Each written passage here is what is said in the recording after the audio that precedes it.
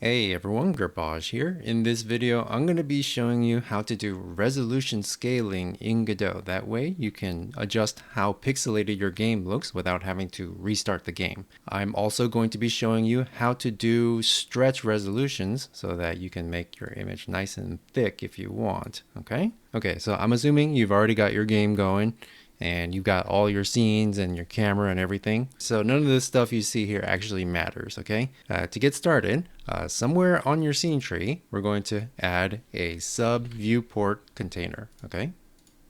And we want to make sure that it covers the entire canvas like so.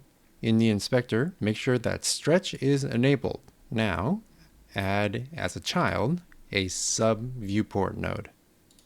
Okay, now that we've got our sub viewport, whatever scene contains your camera that you're going to see the game world in, make sure that that is a child of the sub viewport. And if we go back to the 2D view, now you can see what the camera sees in the sub viewport.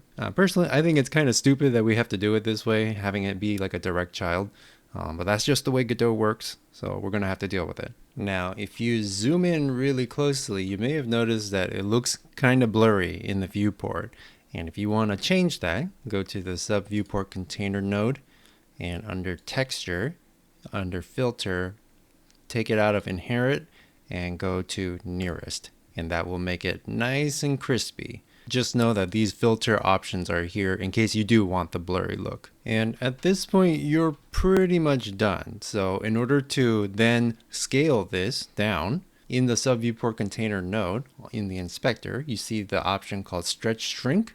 Right now it's set to 1, which is the default, but if you increase the number, then you'll see that the image progressively gets more and more pixelated. And that's because the resolution of the game is being divided by this number here. So the higher the number, the more pixelated your game will appear to be. 1 is the default resolution, 2 is half resolution, 4 is a quarter resolution, and so on and so forth. You can do any number you want in between 1 and infinity, basically, but I would recommend you stick to multiples of 2. So 2, 4, 8, because they will always divide cleanly into whatever resolution your game is, whereas with something like 3, you might get some decimals here and there, which might result in some blurriness, Okay, now some of you might be interested in doing stretch resolutions. Right now, if we resize the window,